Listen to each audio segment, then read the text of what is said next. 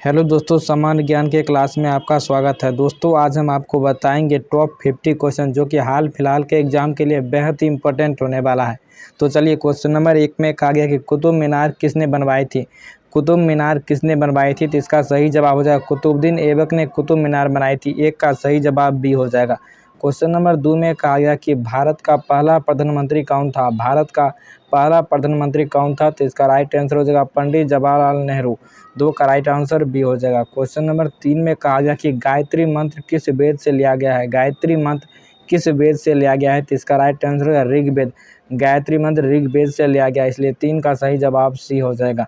Question number 4 में कहा गया कि संविधान सभा के अध्यक्ष कौन थे। संविधान सभा के अध्यक्ष कौन थे, तो इसका राइट आंसर हो जाएगा डॉक्टर राजेंद्र प्रसाद संविधान सभा के अध्यक्ष थे।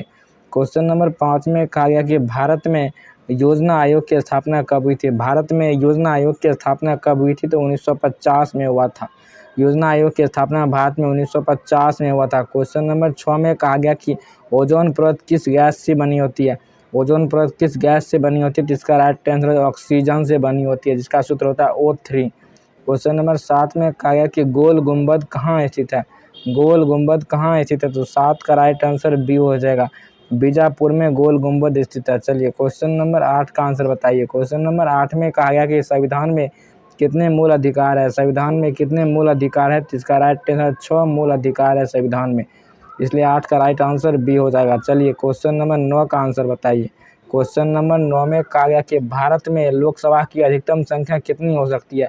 भारत में लोकसभा की अधिकतम संख्या 552 हो सकती है, इसलिए 9 का सही जवाब सी हो जाएगा। चलिए, क्वेश्चन नंबर 10 का आंसर बताइए कि वेदों की भाषा क्या है। वेदों की भाषा क्या है, तो इसका राइट आंसर संस्कृत हो जाएगा। वेदों की भाषा संस्कृत हो जाएगा, इसलिए 10 का सही जवाब सी हो जाएगा। क्वेश्चन नंबर 11 का आंसर बताइए कि भारत के राष्ट्रपति का कार्यकाल कितने वर्षों का होता है। भारत के राष्ट्रपति का कार्यकाल 5 वर्षों का होता है, इसलिए 11 का सही जवाब बी हो जाएगा। चलिए, क्वेश्चन नंबर 12 का आंसर बताइए कि चकला बेलना का संबंध किस खेल से है। चकला बेलने का संबंध किस खेल से है, तो इसका राइट आंसर रसोई से। 12 का राइट आंसर बी हो जाएगा, जो कि हाथ से प्रश्न है। चलिए, क्वेश्चन नंबर 13 का आंसर बताइए। क्वेश्चन नंबर 13 में कहा गया कि अशोक स्तंभ कहाँ स्थित है। अशोक स्तंभ कहाँ स्थित है, तो 13 का राइट आंसर बी हो जाएगा। अशोक स्तंभ सारनाथ में स्थित है, इसलिए 13 का राइट आंसर बी हो जाएगा। क्वेश्चन नंबर 14 का आंसर बताइए कि चंद्रगुप्त मौर्य के गुरु कौन थे।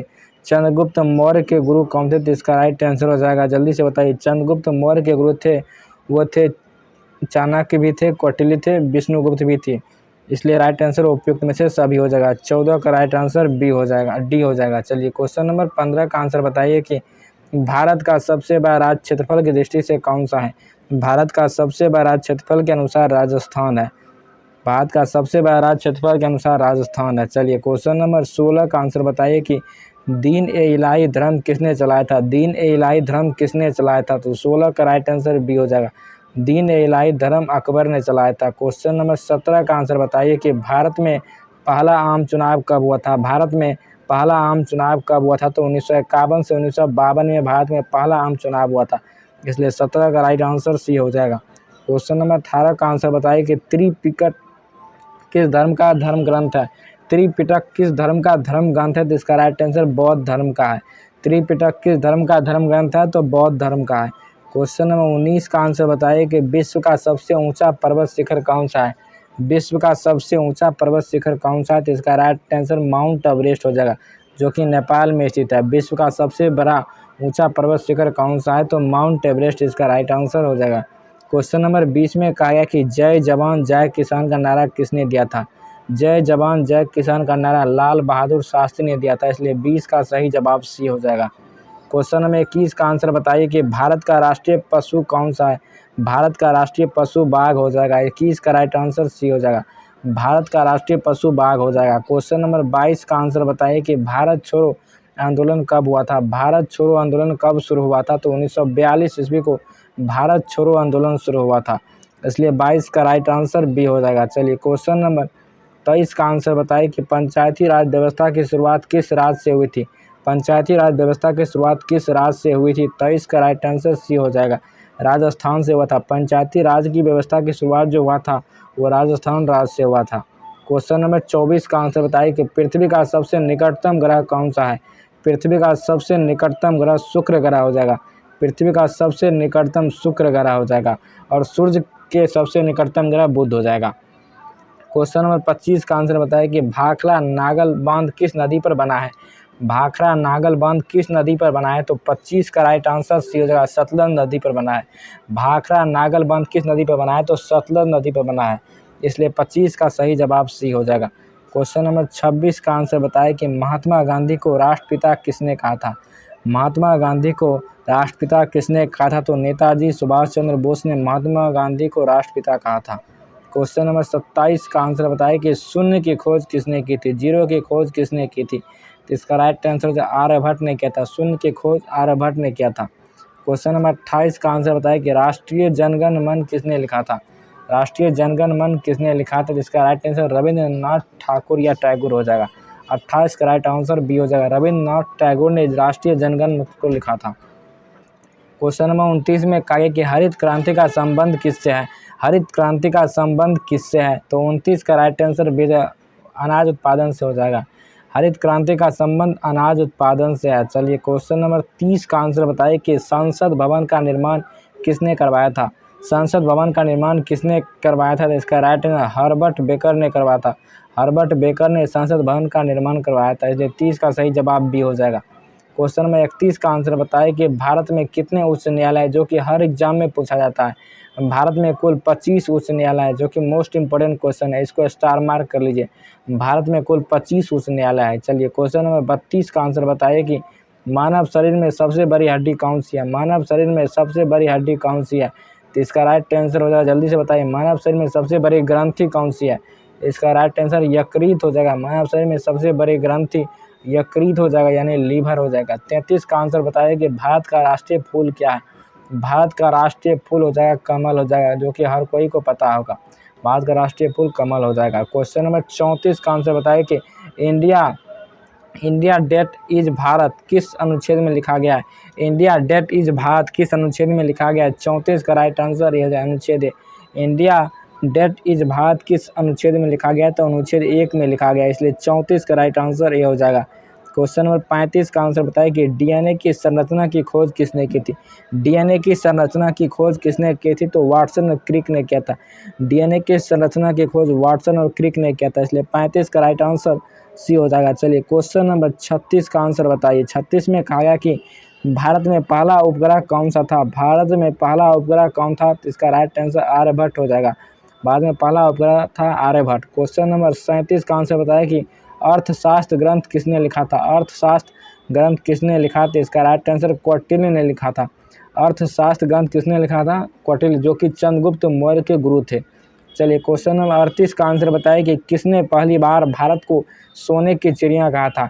किसने पहली बार भारत को सोने की चिड़िया कहा था, इसका राइट आंसर मेगास्थनीज हो जाएगा। मेगास्थनीज ने पहली बार भारत को सोने की चिड़िया कहा था, इसलिए 38 का राइट आंसर सी हो जाएगा। क्वेश्चन नंबर 39 का आंसर बताइए कि ओलंपिक खेल कितने वर्ष में एक बार होता है।